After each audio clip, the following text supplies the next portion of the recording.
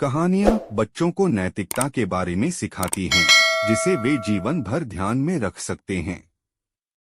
Top 5 Akbar Birbal stories in Hindi. एक एक कुआं खरीदने वाला किसान। एक गरीब किसान ने एक बार एक अमीर आदमी से एक कुआं खरीदा ताकि वह कुएं से पानी का उपयोग करके अपनी जमीन की सिंचाई कर सके।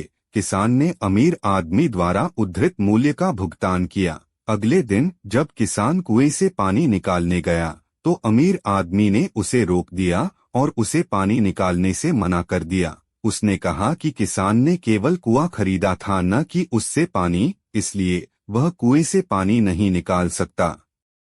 दुखी किसान को समझ नहीं आ रहा था कि उसे अब क्या करना चाहिए, जिसके बाद वह किसान राजा के दरबार में गया और राजा अकबर को अपनी दशा के बारे में बताया। अकबर ने मामला बीरबल को सौंप दिया। अकबर ने बीरबल से गरीब किसान की समस्या को हल करने में मदद करने के लिए कहा। बीरबल ने उस अमीर आदमी से मुलाकात की जो किसान को परेशान कर रहा था। अमीर आदमी ने किसान को जो कुछ बताया उसे दोहराया। बीरबल ने कहा, चूंकि आपने किसान को कुआं बेचा है, न कि पानी, तो इसलिए आपको सारा पानी कुएं में रखने के लिए किसान को किराए का भुगतान करना होगा। अमीर आदमी को एहसास हुआ कि उसका काम नहीं चलने वाला है और किसान को कुएं के पानी का इस्तेमाल करने देना चाहिए। नैतिक लोगों को धोखा देने की कोशिश न करें, क्योंकि इसकी कीमत आपको भी चुकानी पड़ सकती है। 2 व्यापारी को लूटने वाला चोर। Akbar Birbal stories in Hindi. एक दिन एक अमीर व्यापारी बीरबल के पास गया और उनसे शिकायत की कि उनके घर को लूट लिया गया है। उसने उसे यह भी बताया कि उसे संदेह है कि उसके एक नौकर ने घर लूट लिया है। बीरबल व्यापारी के घर गए, सभी नौकरों को बुलाया और उनसे पूछा कि घर को किसने लूटा है। जैसी कि उम्मीद थी, चोर अपना अपराध कबूल करने के लिए आगे नहीं आया। बीरबल अपराधी को खोजने का एक तरीका निकाला। फिर बीरबल ने प्रत्येक नौकर को एक छड़ी सौंपी और उनसे कहा कि अगली सुबह जो चोर होगा उसकी छड़ी 2 इंच बढ़ जाएगी। इस तरह वे व्यापारी को लूटने वाले की पहचान करने में सक्षम होंगे। अगली सुबह बीरबल ने नौकरों को अपनी छड़ी लाने के लिए कहा। लुटेरे ने अपनी छड़ी की लंबाई 2 इंच काट कर छोटी कर दी थी और अगली सुबह तक छड़ी को बढ़ने की उम्मीद कर रहा था। बीरबल को छोटी छड़ी देकर कर पता चल गया कि चोर कौन है, जिसके बाद अपराधी को बीरबल ने व्यापारी को सौंप दिया। नैतिक कोई फर्क नहीं पड़ता कि आप कितनी भी कोशिश कर लें, आप कभी भी सच्चाई को लंबे समय तक छिपा नहीं सकते। 3 अकबर के राज्य में कौवों की संख्या। अकबर और बीरबल एक सुबह राजा के बगीचे में टहल रहे थे। अकबर ने अपने बगीचे में कौवे को देखा और सोचा कि उसके राज्य में कितने कौवे हैं। उन्होंने बीरबल से सवाल किया। एक कौवा एक पेड़ की शाखा पर आराम करता है। आप अकबर के राज्य में कितनी कौवे पा सकते हैं? बीरबल ने इसे कुछ सोचा और कहा कि राज्य में 90,238 कौवे हैं। अकबर उसके जवाब से आश्चर्यचकित था और उससे पूछा, क्या होगा यदि आपके द्वारा बताई गई संख्या तुलना में कौवे की संख्या से अधिक हुई? बीरबल ने उत्तर दिया, फिर पड़ोसी राज्यों से कौवे यहाँ आए होंगे। तब अकबर ने पूछा, यदि आपने जो उल्लेख किया है उससे कम हुए तो क्या होगा? बीरबल ने शांतिपूर्वक उत्तर दिया, तब कुछ कौवे पड़ोसी राज्य की ओर चले गए होंगे।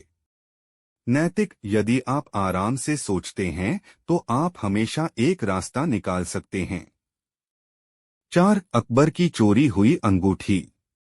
अकबर ने एक बार एक अंगूठी खो दी थी जिसे उनके पिता ने उन्हें उपहार में दिया था। वह तुरंत बीरबल के पास पहुंचा और उसकी मदद मांगी। बीरबल ने कहा कि वह उनकी अंगूठी खोजने में उनकी मदद करेगा। उन्होंने तब उपस्थित दरबारियों से कहा कि उन्हें ज्ञात है कि उनमें से किसी एक ने अंगूठी चुराई है। अकबर ने गुस्से में पूछा कि अब में से किसने मेरी अंगूठी चुराई है? बीरबल ने उत्तर दिया कि वह दरबारी जिसकी दाढ़ी में भूसा लगा है, उसी के पास आपकी अंगूठी है।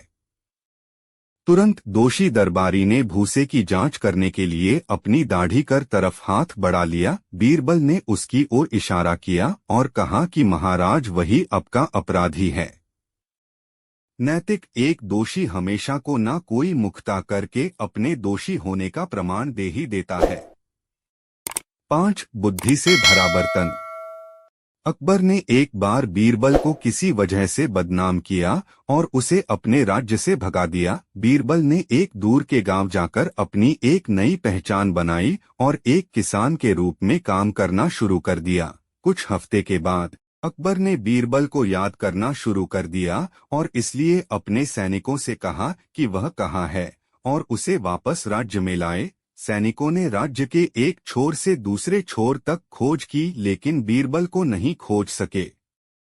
फिर अकबर ने बीरबल को खोजने का विचार बनाया। उसने पूरे राज्य में यह संदेश भेजा कि प्रत्येक गांव के मुखिया को उसे बुद्धि से भरा हुआ एक बर्तन भेजना होगा। जो कोई भी बुद्धि से भरा बर्तन नहीं भेज सकता वह सोने और हीरे से बर्तन उन्हें भेज सकता है। गांव वाले खड़े हो गए और आश्चर्यचकित हो गए कि अकबर को बुद्धि का बर्तन कैसे भेजा जाए। अकबर को लगा कि बीरबल को शहर में वापस लाने का एकमात्र तरीका एक चुनौती ही है। बीरबल के गांव के लोग घोषणा को बेतुका समझ रहे थे और सोच रहे थे कि बर्तन को कैसे भरा जाए। बीरबल ने मदद करने के लिए कदम बढ़ाया और राजा को जो वह चाहते थे उसे देने का एक तरीका सोचा। उसने बेल से अलग किए बिना एक छोटा तरबूज बर्तन में डाल दिया। उसने इसे हर दिन पानी दिया और इसे इतना बड़ा किया कि बर्तन में सारा तरबूज से भर गया। फिर बीरबल ने तरबूज को बेल से अलग किया और बर्तन के साथ राजा के पास भेजा। उस पर एक निर्देश था, यदि आप सावधानी से बिना कटे तरबूज को बाहर निकालते हैं तो आपको बर्तन में बुद्धि मिल सकती है।